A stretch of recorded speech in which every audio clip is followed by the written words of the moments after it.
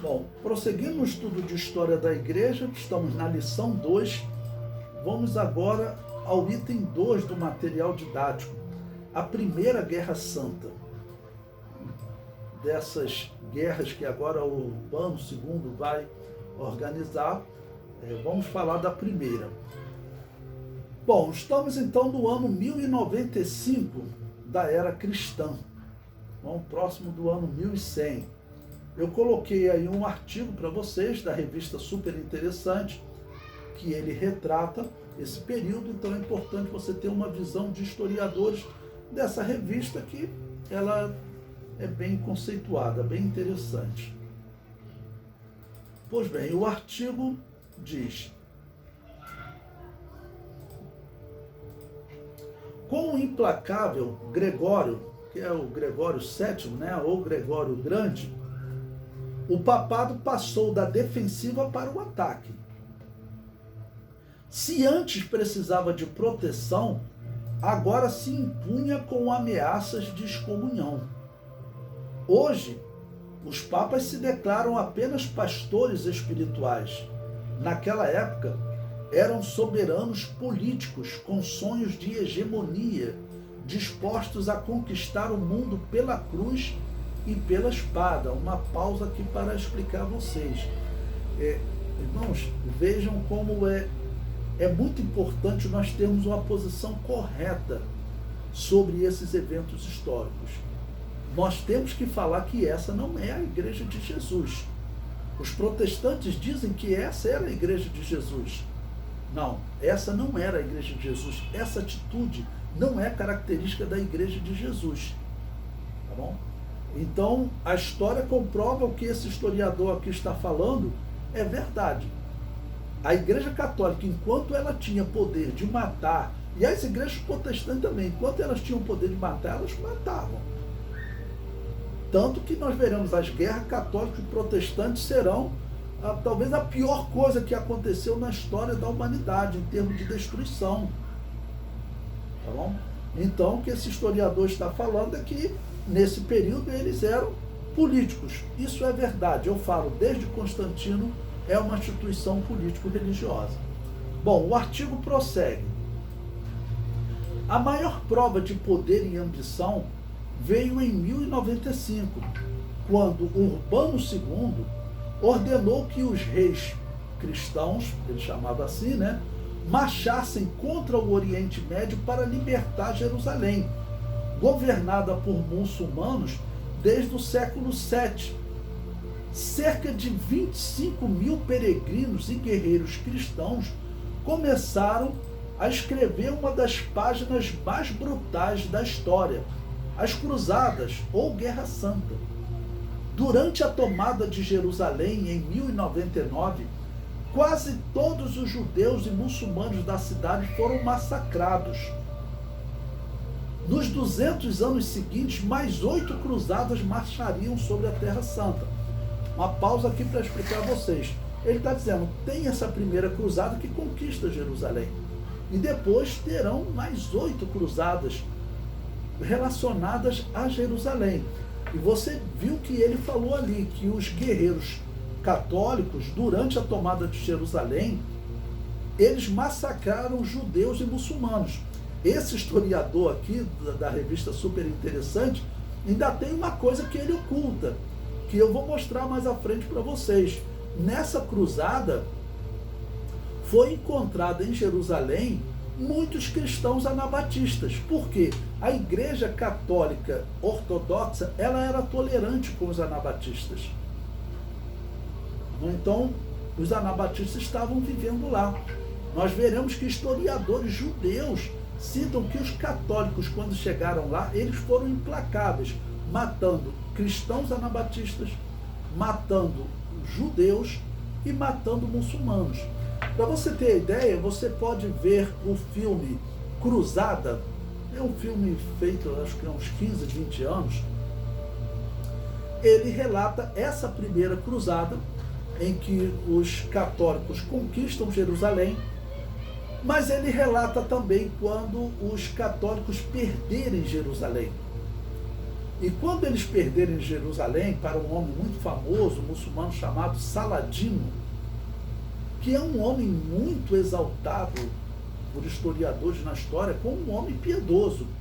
Tanto que quando ele conquista Jerusalém, quando ele consegue derrubar parte dos muros de Jerusalém, ele falou, bom, agora é só invadir e matar os cristãos. O que ele fez? Ele falou para o seu exército recuar e ele mandou mensageiros dizendo, olha, eu quero um diálogo com o rei católico que está governando Jerusalém. E no próprio filme, o rei católico vem, né, para poder dialogar com ele. Ele fala o seguinte, então, o líder muçulmano, Saladino, diz, olha, eu vou dar a chance a vocês de vocês saírem e voltar para a Europa. Vão embora e Jerusalém é nossa. Se vocês não quiserem, eu já derrubei o muro, vai ser entrar e massacrar vocês.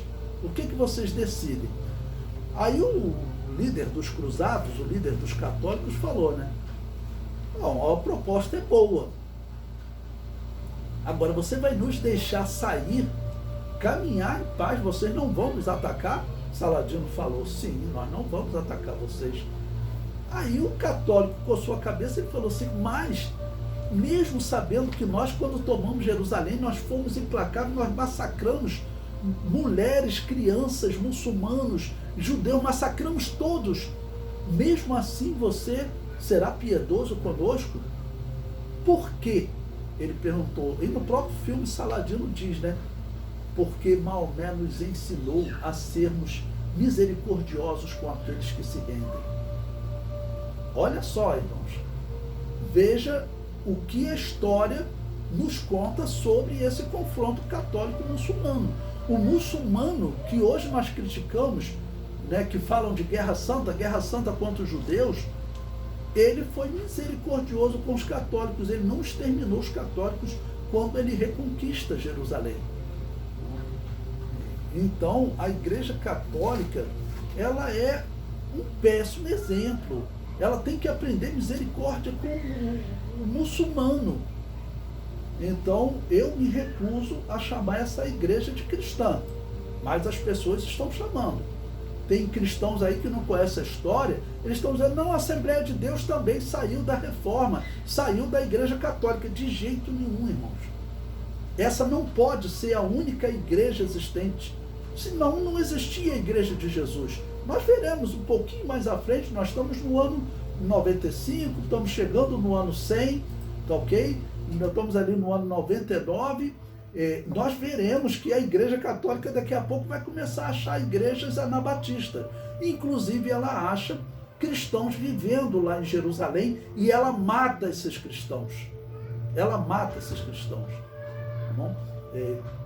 Se você chamar essa igreja aqui de igreja cristã e dizer que os papas realmente eram representantes de Deus, o historiador, como esse historiador, ele olha para a história e ele diz, olha, o cristianismo foi algo horrível para a humanidade, porque ele está pensando que a Igreja Católica representa o cristianismo. Nós temos que dizer que não, porque se nós falarmos que sim, nós estamos dando um tiro no pé do cristianismo, um tiro na cabeça do cristianismo. Bom, essa daqui é com certeza a Babilônia apocalíptica. E não existe profecia na Bíblia que diga que a igreja cristã deve conquistar Jerusalém. De onde eles tiraram isso? Eles tiraram de um projeto de poder. É isso que os historiadores estão falando. E por isso que eu estou colocando aqui o texto dos historiadores para vocês. Bom, coloquei aí o link para vocês poderem acessar, para ver o artigo completo lá, o que esses artigos falam, o que a história descreve do que a Igreja Católica fez. Você pode ler lá o artigo completo. O comentário prossegue. As cruzadas fizeram parte do projeto de domínio da Igreja Católica. Eles afirmavam para os reis que estavam implantando o reino de Deus, o milênio do Apocalipse. Mas, na verdade, era um projeto de poder da antiga religião pagã romana que foi organizada na Igreja Católica com nomes de personagens bíblicos. Existe dúvida, no dia 25 de dezembro, eles colocaram como nascimento de Jesus. A história comprova, era o culto que os pagãos praticavam, a Mitra, a Tamuz, no dia 25 de dezembro. Maria recebeu o título de Mãe de Deus, Nossa Senhora Rainha dos Céus. Toda a história diz, esses eram títulos de Semíramis, da Babilônia. Então não existe dúvida que essa igreja que está organizando essa Guerra Santa, ela é aquela mesma religião que dominava o Império Romano. O comentário prossegue. O argumento de Urbano II para convencer os católicos a lutarem por Jerusalém. Ele disse: eu o digo aos presentes e ordeno que seja dito aos ausentes. Cristo está mandando. Todos que forem e lá perderem a vida, seja no caminho por terra, ou no mar, ou na luta contra os pagãos, terão perdão imediato dos seus pecados. Isto eu concedo a todos que marcharem em virtude do grande dom que Deus me tem dado. Isso aqui é uma heresia. Isso aqui é uma mentira, não resta dúvida. Cristo não mandou ele fazer isso. Tá bom? Esse era um projeto de poder dessa instituição que era a religião pagã antiga que funciona aqui com nomes de cristãos, adorando Jesus, Maria, Pedro. Nada disso é verdade. O comentário prossegue. Os cidadãos entregavam as suas propriedades e partiam para Jerusalém, na esperança de morrer na santa cidade, e assim garantir um acesso direto ao céu. Vocês verão que formarão um exército de pessoas, dizendo a pessoas, por exemplo, que moram aqui em Jacarepaguá, no Rio de Janeiro, vamos formar um exército aqui, 200, 300 pessoas, não eram nem guerreiros, mas eles iam lá para morrer. Agora pense essas pessoas, a Bíblia diz, né, que está ordenado aos homens morrerem uma só vez, vindo após isso o juízo. Eles, quando o primeiro grupo que chega lá para lutar por Jerusalém, eles são mortos no caminho, porque tinham exércitos profissionais lá dos muçulmanos, tá ok? E quando recebe aqueles cidadãos, pessoas que não tinham nem experiência de guerra, eles vão morrendo pelo caminho. Essas pessoas chegando na hora do juízo, eu estava morrendo por Jerusalém, o teu representante, Jesus, ele falou que tu mandou e eu fui lá morrer. Olha, Jesus vai dizer, não fui eu que mandei. Em qual parte da Bíblia você iria encontrar isso? No Antigo Testamento. O Antigo Testamento era Israel, que era um povo que tinha uma lei, que vivia nessa terra. Sobre a minha igreja, eu falei que a minha igreja é um povo espiritual. Eu falei, o reino de Deus está no meio de vós. Eu não falei que vocês tinham que conquistar uma terra. Vocês foram lá para matar pessoas, chegaram a matar, matamos uns 2, 3, mas depois de encontramos um exército maior, nos matou. Para onde nós vamos? Olha, vocês vão para o inferno. Não, nem pelo menos o purgatório, para queimar um pouco, não existe purgatório. Essa é a verdade. O julgamento dessas pessoas, para essas almas, foi uma decepção muito grande, porque elas foram enganadas pelo Papa, que disse, Jesus está mandando. Jesus não mandou de jeito nenhum essa guerra. O comentário prossegue. Urbano II convocou uma guerra santa, era assim que ele chamava. Historiadores mais recentes passaram a utilizar o termo cruzada. Bem, eu vou citar aí agora a história de um homem chamado Pedro, que é conhecido como o Ermitão, citado pelo historiador Justo Gonzalez. Veja o que ele diz. O mais famoso desses pregadores populares foi Pedro, o Ermitão, cujo manto de lã grosseira as multidões tentavam beijar. Sua pregação estimulante, seu fervor contagioso e sua pobreza austera o transformaram no principal líder das multidões que sonhavam com a terra prometida. Conta-se que muitas pessoas arrancavam os cabelos da sua mula para guardá-los como relíquia. Pedro, o Ermitão, atravessou toda a França anunciando a cruzada e levando atrás de si uma multidão cada vez maior de seguidores entusiasmados.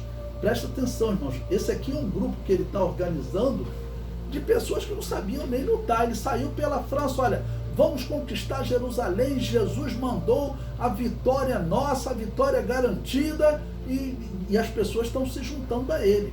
E ele, como pregador entusiasmado, as pessoas, os historiadores dizem que eles arrancavam até os pelos, né, da mula que Ermitão montava, dizendo que aquele seria algo santo, para vocês verem o tipo de fanatismo que acompanhava esses católicos.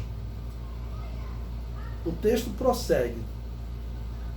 Enquanto os nobres e os cavaleiros preparavam cuidadosamente sua expedição, essa gente, oprimida por suas circunstâncias do momento, simplesmente decidia seguir a Pedro ou algum outro pregador semelhante.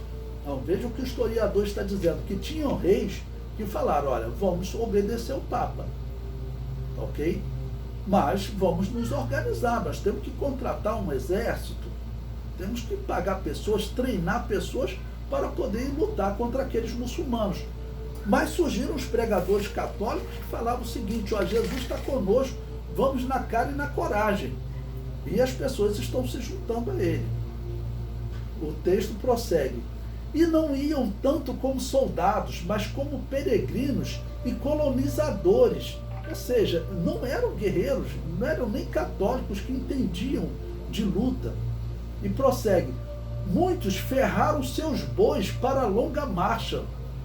Puseram-nos à frente de uma carreta e sobre esta levaram sua família e suas escassas posses. Ou seja, venderam um pouco que tinham, né, ali juntaram aquele dinheiro, juntaram a família e falaram, vamos para Jerusalém, porque Jesus Cristo ordenou.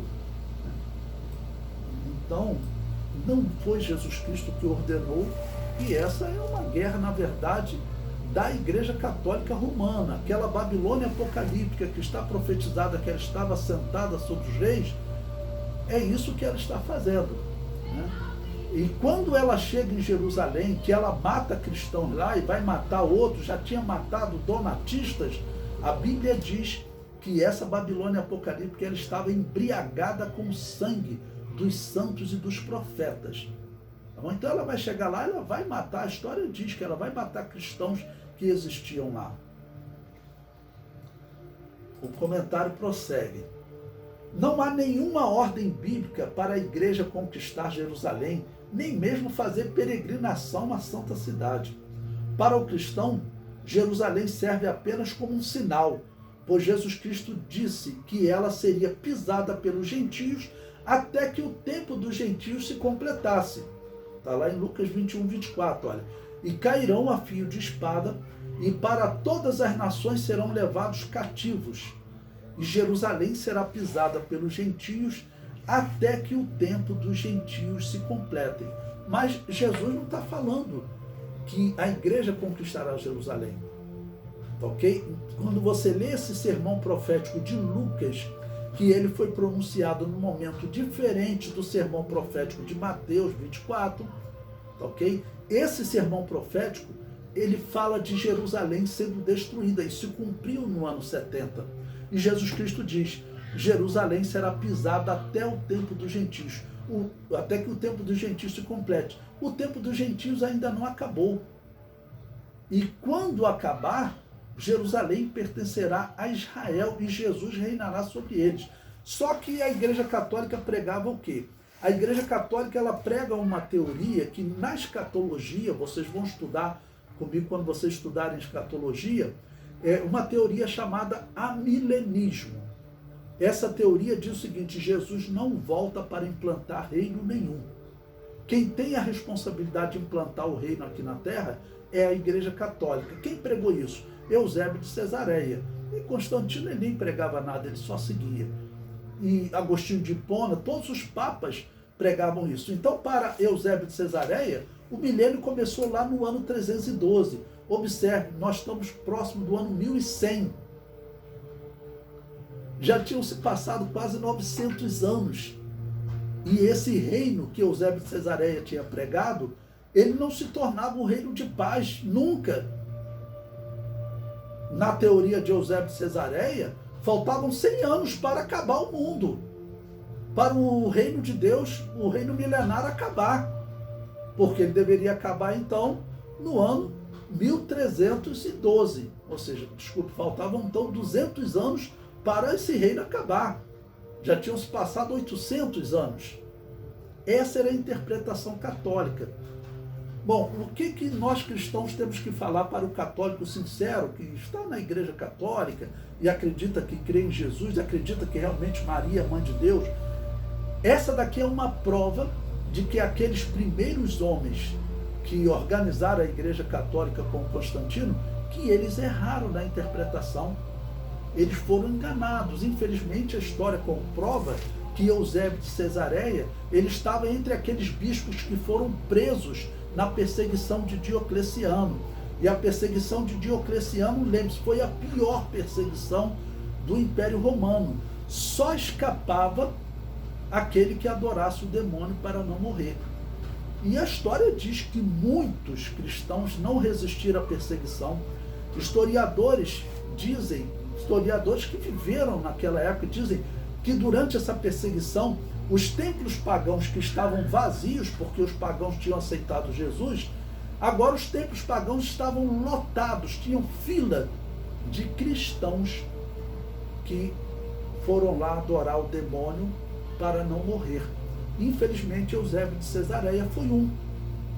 E os outros também, foram eles que organizaram a Igreja Católica com Constantino. Agora você pensa, homens que participaram de um culto de possessão demoníaca, é natural eles desenvolverem heresia.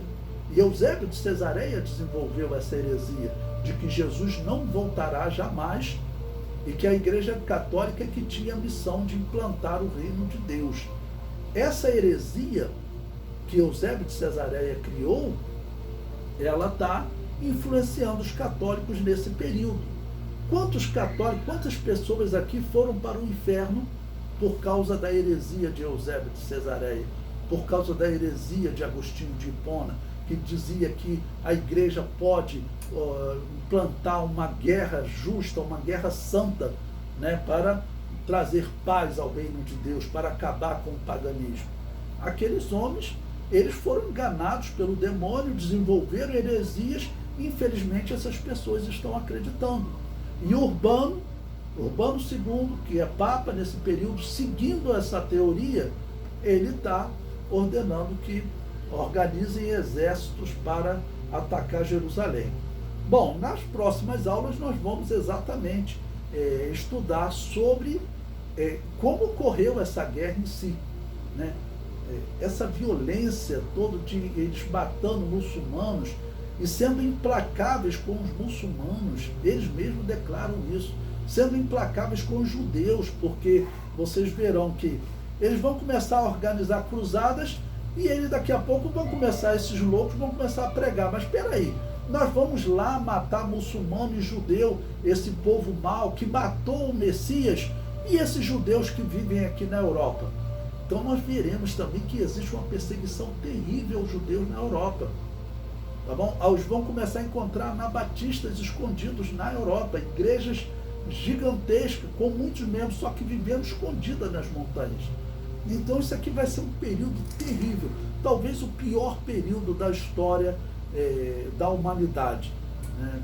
Esse período católico, e depois juntando com os protestantes, que vão organizar guerras e mais guerras, os protestantes serão implacáveis com os católicos, matando católicos.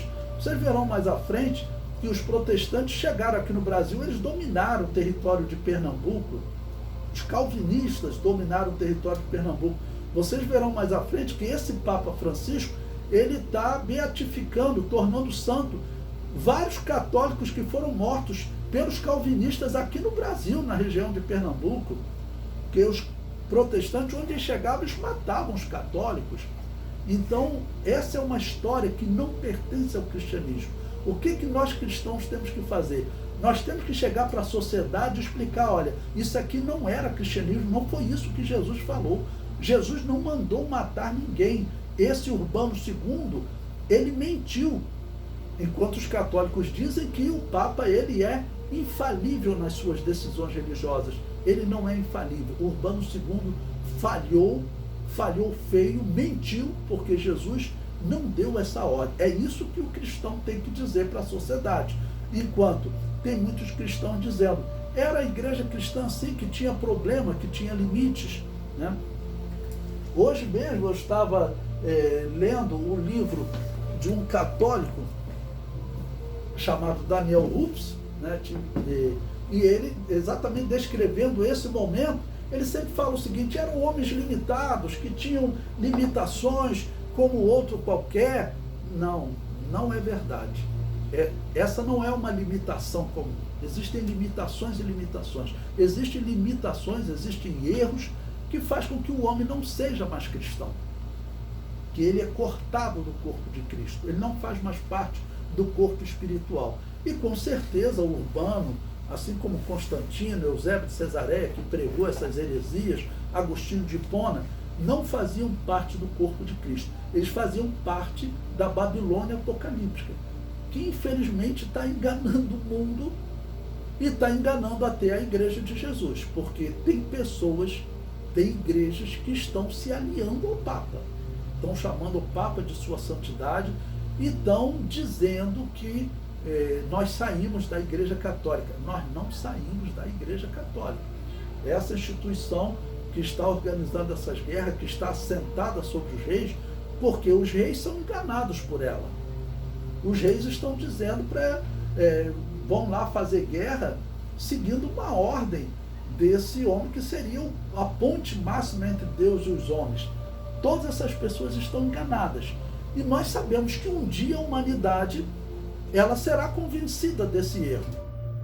Provavelmente isso só acontecerá durante o milênio, quando Jesus vier em glória para livrar Israel do anticristo e implantar aqui na terra um reino que durará 1000 anos, que Eusébio de Cesareia disse que ele estava implantando com Constantino. Eusébio de Cesareia era um mentiroso. Aquele período que ele esteve lá adorando o demônio para não morrer, resultou isso na vida dele. E está resultando essa grande quantidade de mortes. Até hoje, se você vai evangelizar um muçulmano, o que ele pensa do cristão? Ele pensa no catolicismo, ele fala, o cristianismo nos matou. Nós temos que falar para o muçulmano, cristianismo não, quem te matou foi a Igreja Católica, foi a Babilônia Apocalíptica. Inclusive ela nos matava também. Ela matava também o judeu. O judeu, até hoje, os judeus pensam que o cristianismo matava os judeus. Não. O cristianismo sempre orou e ora pelos judeus. Interessante que quando o primeiro-ministro de Israel, Netanyahu, ele esteve aqui no Brasil há uns 3 anos, 4 anos mais ou menos, e ele fez um comentário importante. Ele falou, os evangélicos são os maiores amigos de Israel. Essa é uma informação muito importante. Isso tem que ser usado para nós evangelizarmos os judeus. Os judeus hoje eles precisam ouvir a verdade do evangelho. Quem são esses evangélicos? Eram os anabatistas que estavam fugindo da Igreja Católica. Aqueles anabatistas que estavam escondidos na montanha, enquanto os católicos estão organizando cruzadas contra os muçulmanos, ok? Esses anabatistas eram os verdadeiros cristãos, porque o verdadeiro cristão não mata. Então nós temos que falar isso para o judeu. Não, nós não te matamos. Assim como Netanyahu falou que hoje os evangélicos são amigos de Israel, oram por Israel e sempre falam bem de Israel, essa conclusão de Netanyahu é muito importante.